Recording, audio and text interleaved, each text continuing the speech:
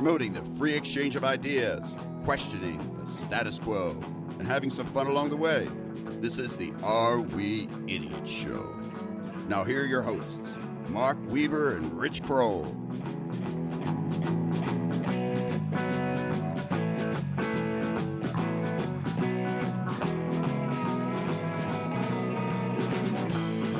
Hello again, everyone, and welcome to another edition of the Are We Idiots Show. We are your hosts, as always, Rich Kroll and Mark Weaver. Hey, Weave, thanks so much for putting my name back first in order as it should be. Hey, before we get the show started, I want a couple shout-outs. Go for it. We just completed a couple weeks ago, since we last taped, the 22nd annual Havertown Ryder Cup over a couple of days in Hickory Valley. Did you recruit some new fans for us, by the way? I did. Oh, good. And good. you should have seen a couple new downloads. We're up to 4. We're up to 5, I think. Big shout out to Steve Gormley's team who won the cup over Tom Wickersham's team. And I found out the Gormley family's pretty big fans of AWI. Nice. Stevie, Billy Jr., and Mr. Gormley. And I hear Mr. Gormley likes me a lot more than you, but that's to be expected. Yeah, I mean that's 90% of our audience. I'm the protagonist, and you're the man of the people, right? I'm the man of the people, and I do want to read something. We're always very happy when we get a response or a rebuttal or an input to one of our shows, and this one has some clout.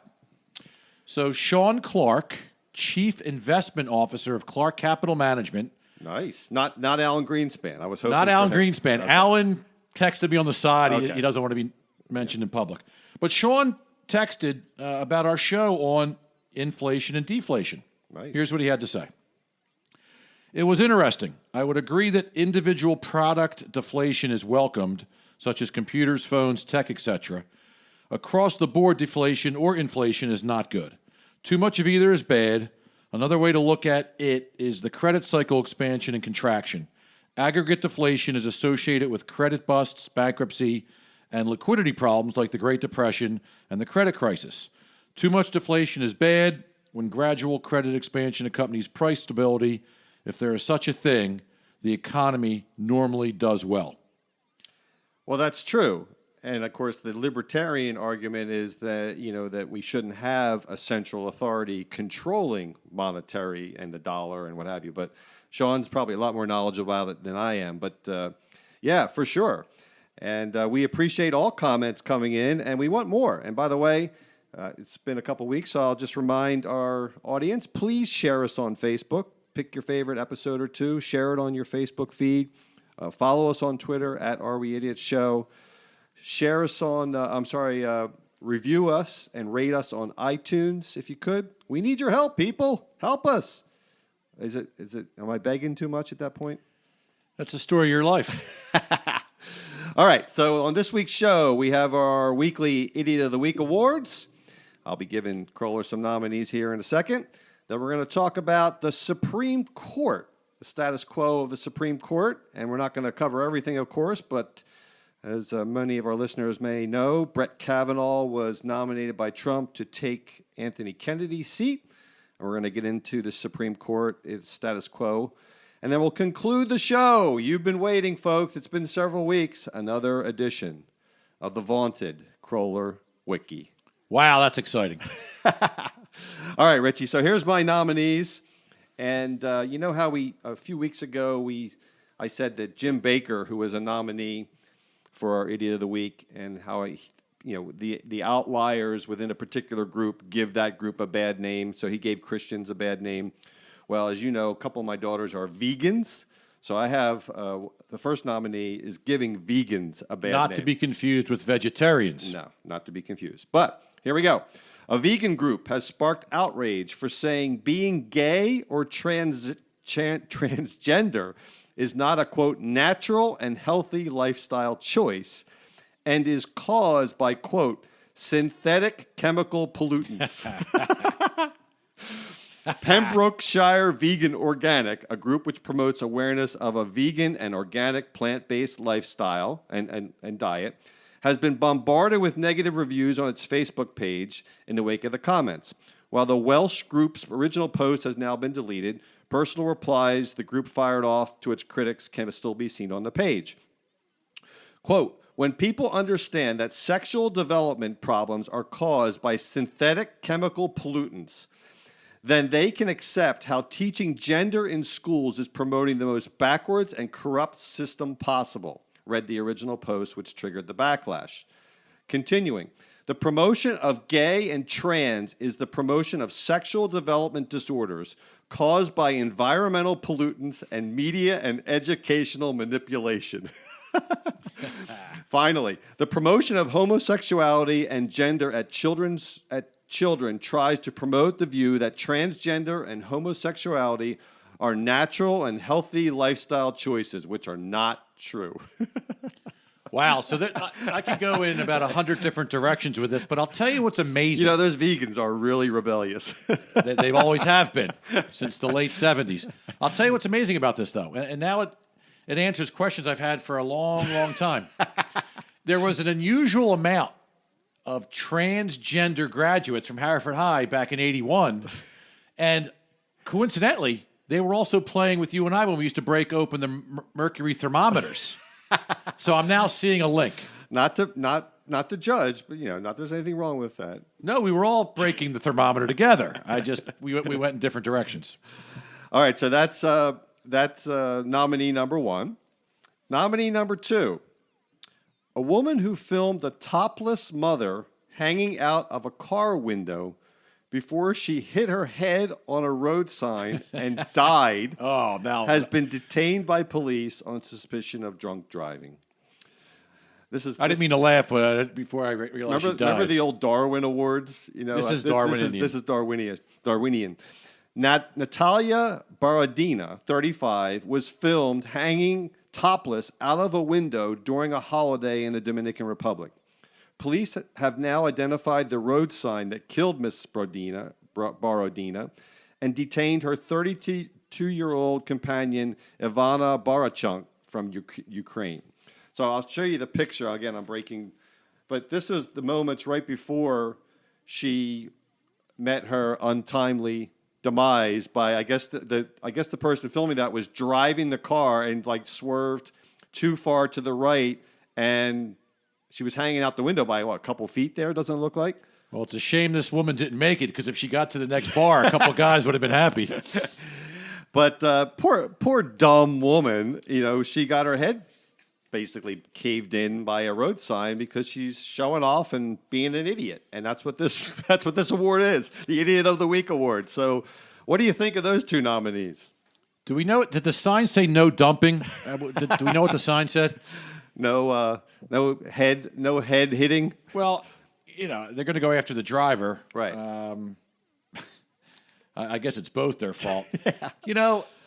It's a tough choice for this. This is a tough one. Gosh, the vegan stuff and all the political insanity around sexuality, let's just let them fight it out and off amongst themselves.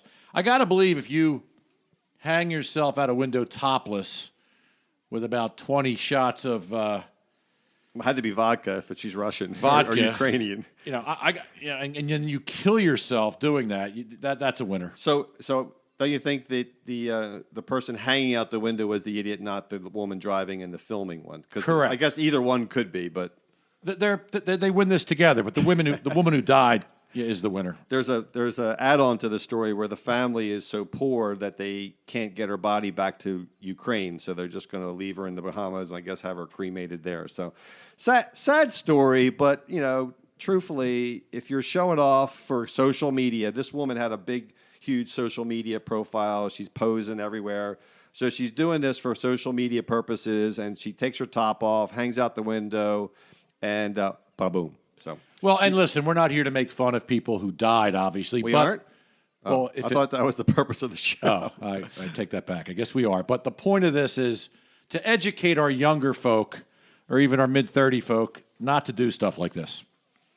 Okay, so you're gonna send a check to that poor Ukrainian family, so at least they'll have $1 to remember her by. Yes, All right, also. so we're moving on, and we're going to talk about the Supreme Court now. And as I mentioned earlier, Trump has nominated Brett Kavanaugh to take Anthony Kennedy's seat, who is retiring.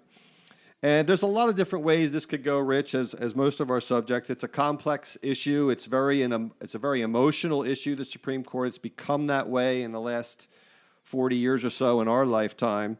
And I think I'm going to go full libertarian on you because, as you know, it's a constant theme with me. I'm against centralized power of the federal government. And I would contend that the Supreme Court, even though it enjoys a much better reputation amongst Americans, it's largely just another political body. And, I think that's proven out by how political the appointments have gotten. And essentially, when the Democrats come in, they get to appoint a liberal. And when the Republicans get in, they tend, at least they try to appoint a conservative. I can point out where that hasn't worked so well over the years, and certainly in our lifetime. But comments about that position that I take, is the Supreme Court above the fray politically, really, or are they just another political organization trying to centralize federal power? All the above. Oh, good. Wow, we may not be arguing today. I may not argue. So if you look at... I'm going to go Constitution on you again, Article 3. So, okay, Yeah. get ready for that. I see you pumping your chest out here. So, a little history on the Supreme Court.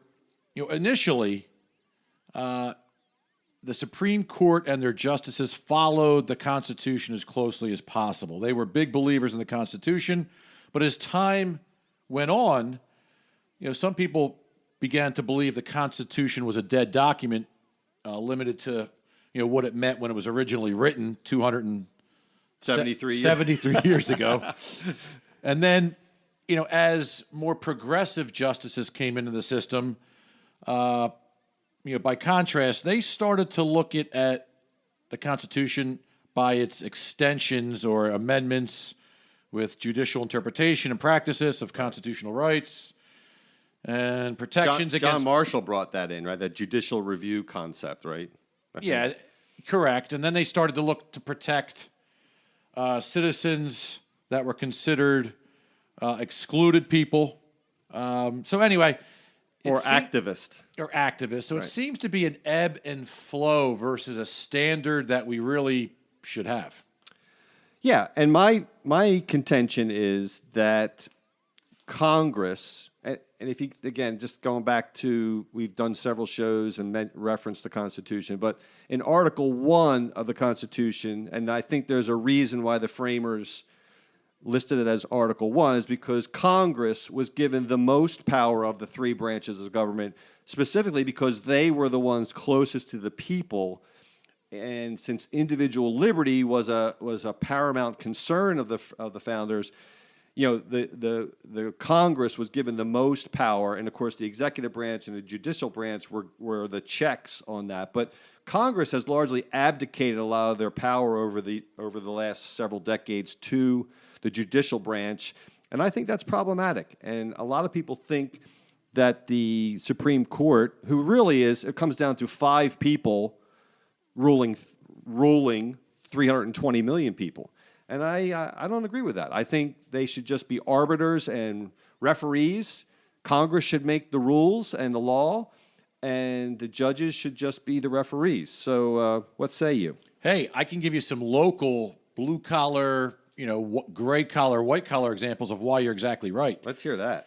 So, I'm on several text groups in wonderful Havertown, a mixture of blue, white, and gray-collar, as I like to say. And we just had an argument about the last few justice nominees, one from a Democrat, one from a Republican, acknowledging, even at a blue-collar level, hey, if this guy gets in or this gal gets in, that's going to favor us Democrats or that's going to favor us Republicans. Totally political. So if you think about that, that's a concern. And modern justices often, if not all the time, now vote in alignment with the party of the president that appointed them. Exactly. So exactly. How is this a true objective group? the thinking has been because they have a lifetime appointment that they don't have to be beholden to anyone. And while that could be true, that's problematic in a lot of ways. First of all, I don't think it's necessarily true because, as you point out,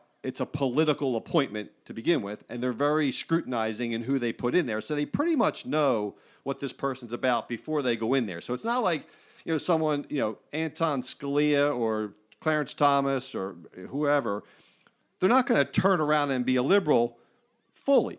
Now, having said that, Reagan appointed Sandra Day O'Connor, Anthony Kennedy, Bush #1 appointed David Souter, all of which turned out to be not so conservative. So they're Republican appointees. And by the way, George W. Bush appointed John Roberts, who sided with Obamacare on that issue. So, Republicans don't have a very good record over the years, certainly in our lifetime, of appointing judges that are consistently voting conservative. But you're right, most of the time they do. Well, and I guess in those cases, somebody who's highly intelligent feels the weight of 330 million or 20 million. Whatever, 30, 20. People's lives on their shoulders. Maybe they start to say, wait a minute, I don't agree with my party on this particular issue, and I tend to. So maybe that's a good thing if they're having a change of consciousness regarding issues once they get into that position. So I'm okay with somebody technically flip-flopping if it's for the best of the people that they're trying to protect. Now, I will say this. Go ahead. I have some comments, though. Okay, yeah. Where I want to take this is, I mentioned earlier that Congress has largely abdicated its responsibility, and they're supposed to be the closest to the people. They're the ones that can be voted out quickly and frequently. And under Article 3 of the Constitution, and most of our listeners probably don't know this, the Supreme Court is only has power over the lower federal courts. It's not supreme over the other branches of government. And Congress, according to the Constitution, Article 1, plainly has the constitutional authority to define and therefore restrict the jurisdiction of federal courts. So they could actually, Congress could go and defang the Supreme Court by dictating what is actually jurisdictional in the lower federal courts. And that's all the Supreme Court by the Constitution is superior over, the lower federal courts. So I think that should be remembered. And like a lot of things with our Constitution, it's morphed and it's not remembered. But listeners out there should know that. And they're not all powerful. It's really the Congress that has the most power, and they're just a check and balance on the Congress. I like the word defang you used earlier. Yeah. I don't use that enough. So here's the problem I have. You talk about it coming down to 5 people. Right. Often comes down to 1. Right? This is true. And here's the problem I have with it. So with really, really important social issues like school desegregation, reproductive rights, organized labor, voting rights, etc., if there's a clear delineation between the left and the right, you're going to have 4 people voting one way and 4 the others. And it's going to come down to the Supreme Court justice to make the final ruling for 330 million people. Well, not necessarily, because he may be well established on one side. In the past, it's been Anthony Kennedy who's been the swing vote, and now his seat's being replaced. But if it's a tie, a true tiebreaker, the reason why I bring that up is this. So, if I hear 8 justices voted one way and 1 the other, I feel pretty good that a mix of variable people are going the right way. Right. But there's been a trend, so a changing trend. So in the period between 1801 and 1940, less than 2% of all Supreme Court decisions were decided by a 5-4 vote. By contrast, the Rehnquist and Roberts courts have seen over a 20% 5-4 vote deciding the case. So there is becoming a trend, whether you call it 5 people or the 1, Right. making a decision based on bipartisan beliefs. Right. And so let's swing this to, this Kavanaugh, the more current day. There's really three big issues that most people talk about. Certainly, abortion, Roe v. Wade is a key issue that everyone's up in arms about. And, and if Hillary Clinton had been elected president, well, we know that the alarmist would have been saying, well, she's going to appoint someone that's going to take away all your guns, all this type of stuff. And now the progressive people are saying, well, they're going to be back alley abortions, all this kind of crazy stuff. But I think we need to remember that just because, and I've been pretty consistent on this, Rich, just because a law potentially could change at the federal level, let's just take Roe v. Wade for now. There's also guns and Citizen United, which is the campaign finance law, which is very controversial. Just because it changes, all that would do is send it back to the states. And as I've said on other issues, I don't really think that's that bad. I personally am not in favor of abortion. But if they change the law, that's not going to stop people who are hell-bent on getting an abortion from getting an abortion. Well, again, you're consistent, and I give you a lot of credit for that, but you're too consistent. Okay. I mean, I've never heard that critique before. You're too consistent. Yeah, Mark, I'd love to hire you, but you're too consistent. I can't bring you on board. On the surface, that may sound ludicrous, but too consistent means you also stay down the path when it's incorrect. Okay, tell me how I'm incorrect there. Well, I don't know that you're incorrect on this, but I'd like to it's see a proactive critique. This is outside the show. I'd like to see you loosen up. So we're not doing the show right now. We're going to right now. We're putting the show on hold. I'd like you to become a little less rigid and so stubborn in some of your belief systems, and just be a little more open to consideration. But what would be wrong? And again, if you're a states' rights person, and I think I use other examples, but if California wanted to be, or other states, New York, wanted to be more liberal in its interpretation of law and making laws that were more liberal or have more social welfare programs, well, the people that wanted to live more of that lifestyle, they could go to those states. And if you're in Texas or Alabama or North Carolina or whatever it is, and they wanted to be more conservative, and maybe in that state you couldn't have an abortion, that would be the way those people chose to live.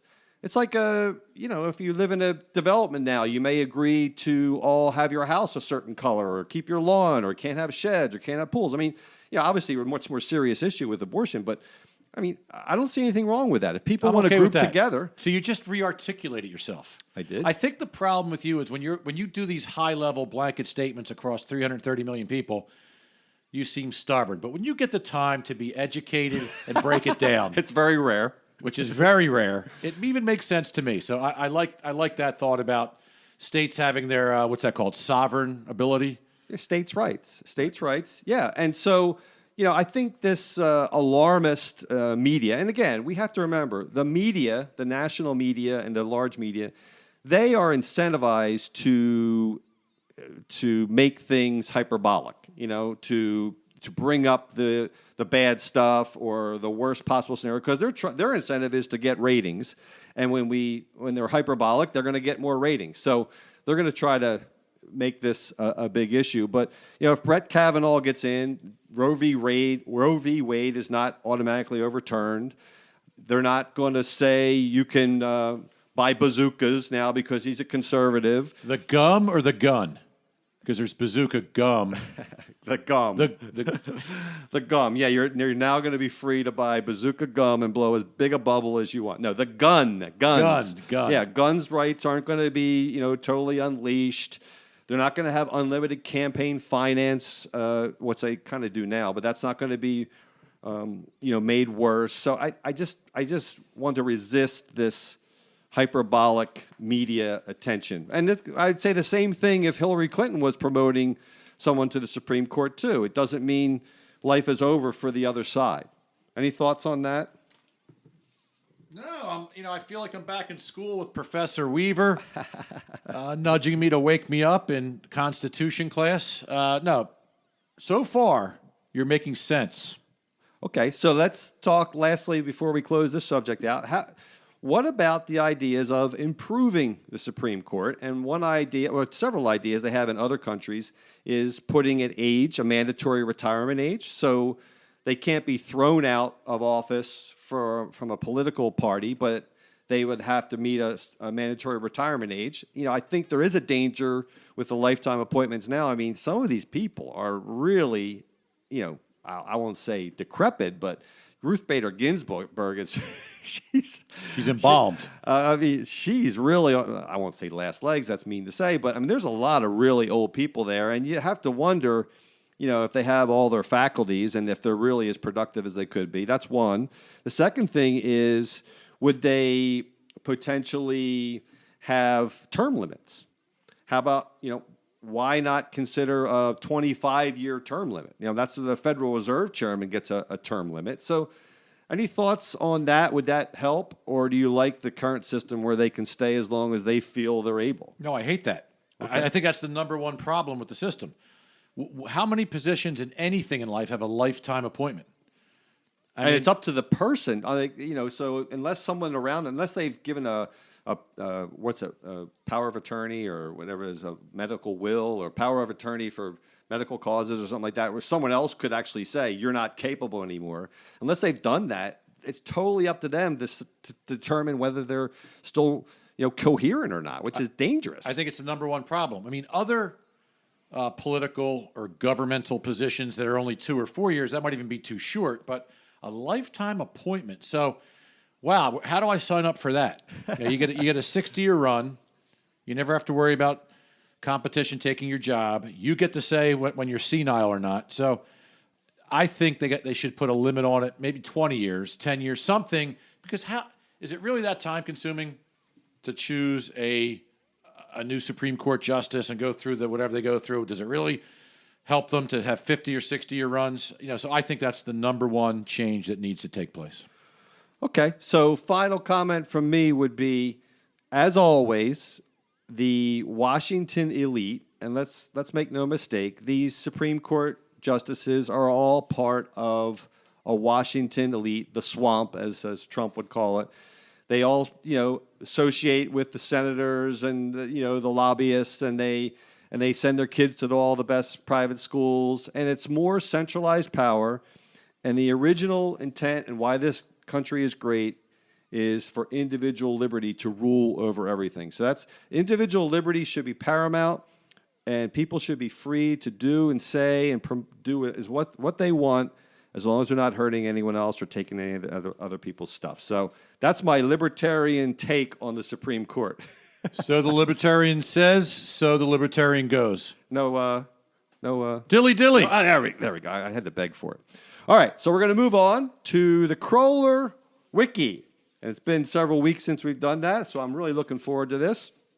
So Kroller, just to remind our audience, the Kroller Wiki is, I will give Rich a common saying that we've all heard, and he's going to give us his take on where that originated, and I'm going to say where I think it really originated. Now, there's some debate about some of these, I realize, but you guys get to be entertained with Rich's knowledge of the past. So the first one, Rich, is the kiss of death. So, Mark, I've often told you that I know a tiny little minuscule bit about everything in the world. I like minuscule. That's a good word. Right? I am a mile wide, inch deep. Less than an inch. I'm probably an eighth of an inch deep. But this one's easy. Okay. The kiss of death. Okay. I mean, you're starting me off a little too easy.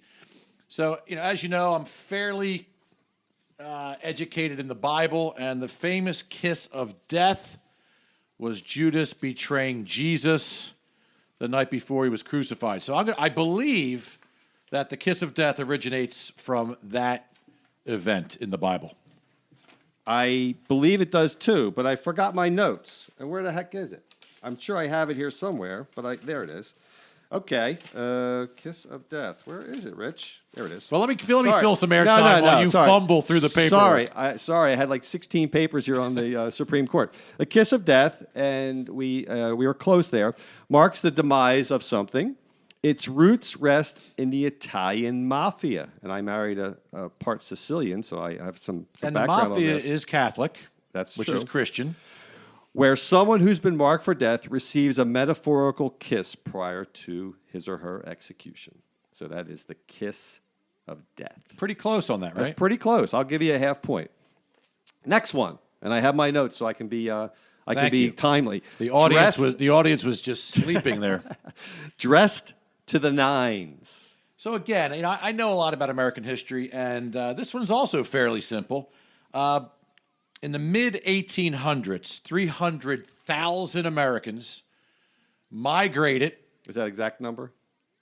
300,000 Exactly. and 35. Okay, there we go. I rounded down. Migrated to California in search of gold during 1849. Now, what most people don't realize is that most of the people that did that did not get rich. So most of the miners did not get rich. Most of the miners went bankrupt. The people that did get rich were the folks selling stuff to the miners. Right.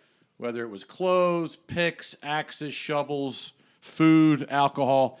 And there was a pretty big delineation between the upper class and the lower miner class. And when the mines opened up and when the mines closed down, the rich elite in their little stores waiting to sell these folks stuff would look at each other in their suits and top hats and ties and say, "Hey guys, here they come, dressed to the nines." That's pretty good. That's pretty good. No, it's actually quite a lot simpler than that, Rich. The most popular theory, and there's some debate about this out there, but the most popular theory is the fact that the very best suits required 9 yards of fabric to make. So dressed to the nines. So the very best suits, which obviously dressed to the nines means really looking nice, required 9 yards of fabric. Any credit? And I would not know that because I've never sewn a thing in my life. Nor have I. But do I get any credit for saying the rich people in suits? No. Quick story about sewing. My sister was learning to sew when she was 16, and she had a sewing machine in the basement. My parents were upstairs in the living room, and she was down there at night. And you hear, and all you hear, and it's like silence. And all you hear is, "Dad." She had pushed the thing, and the needle went right through her fingernail, and it was stuck there. Ouch. And so my dad had to go and like crank it back out. But yeah, quick sewing story. That's why I never took up sewing. That's a good reason not to. All right, last one. Mind your P's and Q's. I love this one. I had no idea when I looked it up. But mind your P's and Q's, Rich. It's Again, something you've been told a lot, I'm sure. I'm still being told that to this age. So, as you know, my dad was the head of biology at Rosemont College, so I'm very versant in all sorts of biology, genomics, genetics, all that good stuff. And this one's easy for me. Okay. Not sure how long ago, 100 years ago, but there was a famous. Didn't go back to the Middle Ages like normal. This one does not go back to the Middle Ages. Oh, wait. So, by the way, a P is a variable in genetic equations, and a Q is a variable in genetic equations, often used to figure out genetic mutations. I think I'm going to need a interpreter for that. You will. So I'm not a science guy. let's call it 100. No, and you're really not even a math guy either. About 100 years ago, say, you may recall a famous Dutch geneticist named Hugo de Vries. And during a visit to the United States to visit another very famous geneticist, James Watson, they were arguing over an equation, over some cure for some disease or something, and Watson got a little irritated with the Dutchman and said, "Hey, Hugo, why don't you mind your P's and Q's?" That's a really heady critique. I would never have thought that. Actually, it's a much lower brow than that. In the 17th century, pubs served beer in pints and quarts. If a patron was getting unruly, the bartender might warn them to, quote, mind their P's and Q's. Now the term simply means to mind your manners, drunk or not. Well, wait a minute. P's and Q's are pints and quarts. I cut my story off short. Oh, well, I'm sorry. Dr. Watson was in a bar with Dr. de Vries, and they were loaded up on some pints and quarts, and then he had the guts to say that. But I would only give you 1/2 credit there out of the 3. I think hurts. The first one you got pretty well, but after that you really struggled home. Not fair. All right, so speaking, Rich just mentioned his dad was a professor. Well, next week on the show, we're going to have a little more in-depth science discussion from Professor Rich Kroll, not his father.